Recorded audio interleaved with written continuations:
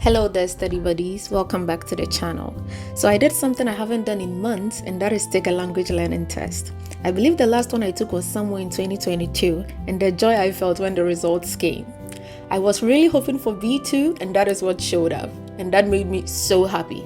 Except I went back to take the test for this video, and then somehow my results came out at C1. So I guess from the time I took the test to now, I have improved, which has been just 3 days, I think, but whatever. Now, this test wasn't a comprehensive test by all means, but informative enough. For a somewhat comprehensive analysis, I used a breakdown generated by ChatGPT and came down with an assessment of my own. But this video isn't going to be about that. In today's video, I'll be sharing some updates to my study routine. After a 5-month hiatus from studying Thai, followed by a month of focused immersion to get back on track, I've made some significant changes to how I approach my studies. These changes have helped me stay motivated and make more progress, and I'm excited to share them with you. In this video, I'll walk you through my updated routine, which now emphasizes fun and enjoyment over perfection. Ready to hear what's changed? Let's dive in.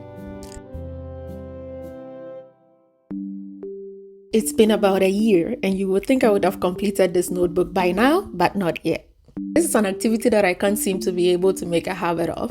I keep forgetting about it even when I decide to do it more often. I do have a journal that I keep in English, and so it is a bit hard to make something out of this one. Nowadays though, I don't force myself to try and write all the time. I never do anyway. Instead, I try to write something right before I study, which isn't new for me, but an addition to this exercise is, because I listen to a lot of interviews in Thai, I try to write down things that spoke to me about the person being interviewed or anything that impressed me from the interview. I have found that I actually enjoy doing that more and get to learn a lot of useful vocabulary that applies to me.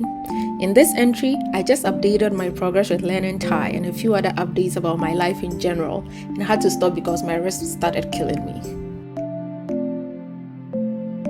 One thing I no longer do is to take notes in Thai, as in keep a designated notebook where I record grammar and whatnot. There's just no point in taking notes for me because I really do not find it necessary. It used to be a necessary part of my study process as a beginner, but I figured it was something I should have stopped doing once I started to be able to converse in Thai. That is, when I hit intermediate level. As a beginner, taking notes and reviewing them were integral. Taking notes at the intermediate level became a serious waste of time for me, because once I studied the material and then wrote everything down in a designated notebook, seldom did I ever have to open the notebook to review. The only times I reached for my notebook was to take more notes, and once that was done, the notebook went back on the shelf till the next study session. Back in the day, I would work through a video and then write notes. Nowadays, I work through the video and do not bother with the note-taking or rewriting everything in a separate notebook. Instead, I only track what I have studied, and I save the videos for the rare instance where I would need a refresher. Also, after some time passes, I do tend to go back to some videos to attempt the exercises for the purpose of tracking my progress, and that's it. Saving the content in a notebook to provide a means to refresh my memory a while later is indeed useful. But why do that when I can just track what I have learned and then just skim through the video another time if I need a review of the information? That's just my take on it. This has become my favorite thing to do. I do this because it actually gives me a confidence boost when I see in real time how much I know. It is tough sometimes, but the purpose of this exercise is to see how literal I sound when I speak or write in Thai compared to how a native person will actually say it. I have seen real improvement in my comprehension level and even in my speech. I have a strong knowledge of Thai vocabulary, but that also means I tend to sound like a robot whenever I speak. There was this one time where I had a speaking class with one tutor, and she kept pointing out that my Thai was very literal, as in I was literally translating directly from English even though that was all I knew. That feedback didn't make me feel good at all, and I knew something had to be done. Of course, I still find myself saying things like ha mei dai instead of ha mei je, or would say pa when using ao pai would sound more natural. But I also feel very good whenever I get it right. One of the things that prompted me to start doing this exercise was that I didn't find learning only words as useful at my level. It made speaking very difficult because trying to string words together to form a sentence in Thai is a real hassle. Sometimes, which is actually most times, you don't even know why the word pai is present in a sentence like Rao bok arai pai. or if it should even be there in the first place. Okay, don't get me started on all them ending particles. The truth is that we speak phrases and sentences and not words, so it would make more sense to learn phrases and sentences, no? Well, I do learn words still, but I focus more on learning phrases and not extracting the words out of the phrases or sentences, but learning the whole sentence with the word. Hope that makes sense. In the past, I used to transcribe videos, but that was an exercise in improving my listening comprehension, but I don't do that anymore. I do watch a lot of Thai content without subtitles now, and have even upgraded to watching certain themed movies without English subtitles, so I don't find that exercise as useful as I did in the past. What I do nowadays is to pick something from the thailanguage.com website, and then after reading through an article multiple times, I try to translate the English version to Thai and then compare my version to what's available on the website. I demonstrated this exercise in my last video, which is linked here if you want to check it out. It's just a really fun thing for me to do. I do use a sort of spaced practice with this exercise where I would show up every other day to repeat the process and track my progress in general. The goal here is to literally copy how natives speak. It's like shadowing, but in written format. Back in the day, I was stuck in my comfort zone, only consuming content that was easy for me to understand. At one point though, I realized this was actually holding me back. I was hesitant to push myself out of that comfort zone, but eventually, I knew I had to. Not everyone is going to want to talk about the same topics all the time, and even I got tired of talking about them. I wanted to talk about other things and consume content in other topics, but my limited vocabulary in those areas made that very difficult. So I made a conscious decision to expand the kinds of content I consumed and try and force myself to sit through the discomfort. It wasn't easy. Sitting through material that I could barely understand or even recognize some words in was extremely uncomfortable. But I didn't realize how much I needed it until I started.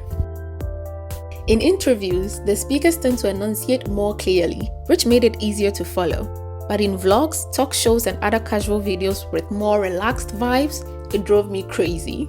And without subtitles, it sounded like gibberish. But forcing myself to sit through these types of content, even when it was tough, was exactly what I needed to level up my understanding. Now, speaking Thai is just something else. It is one of the skills that keep me feeling like I haven't made any progress at all, as if I'm still a total beginner. Yet, I can read and comprehend, and listen and comprehend. Practicing speaking is truly the only way to improve speaking, but I am not comfortable taking more than one class per week, because I just need time between classes to go over the video and review everything from my speaking class, and then have ample time to learn that and more stuff for the next class. Reading aloud and shadowing native speakers is also another way I try to practice speaking whenever I can.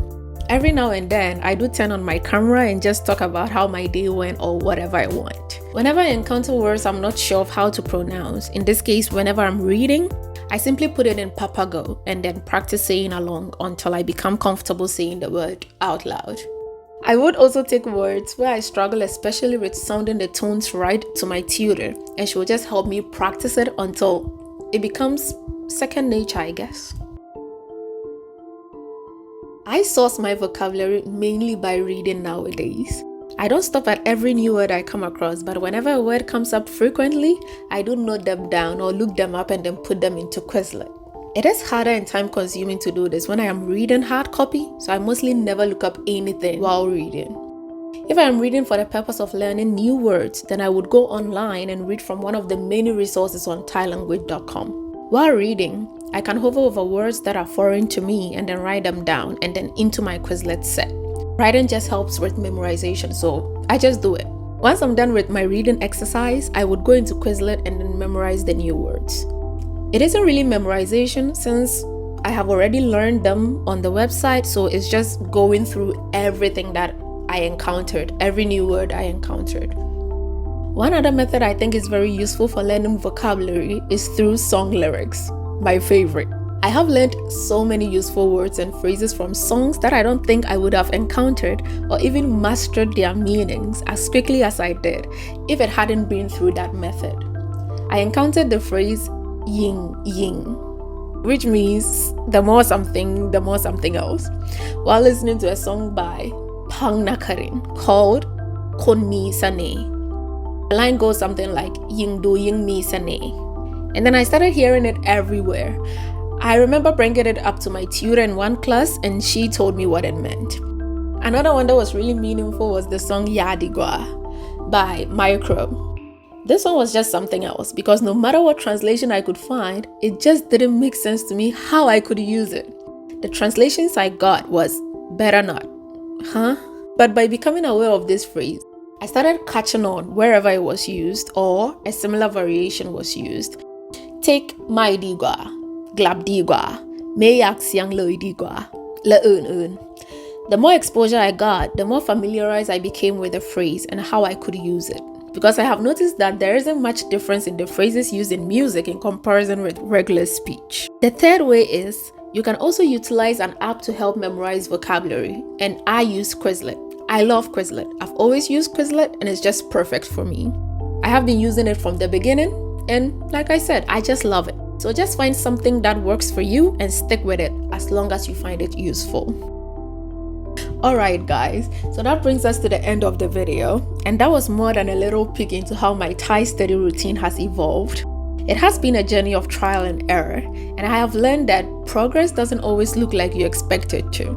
Sometimes it's messy, sometimes it's slow, but every step counts. I'm definitely not where I want to be yet, but I can feel the improvement, and that's what keeps me going. I've realized that language learning isn't just about memorizing vocabulary or mastering grammar rules. It's about embracing discomfort, stepping outside your comfort zone, and finding ways to enjoy the process.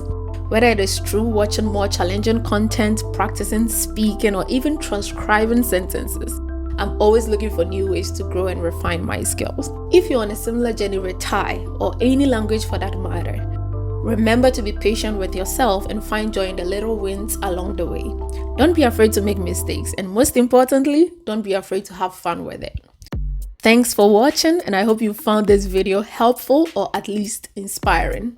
If you are studying Thai or any language too, feel free to share your experiences and tips in the comments below. I'd love to hear how you approach learning and what's been working for you. See you in the next one. Ciao. Sawadee ka.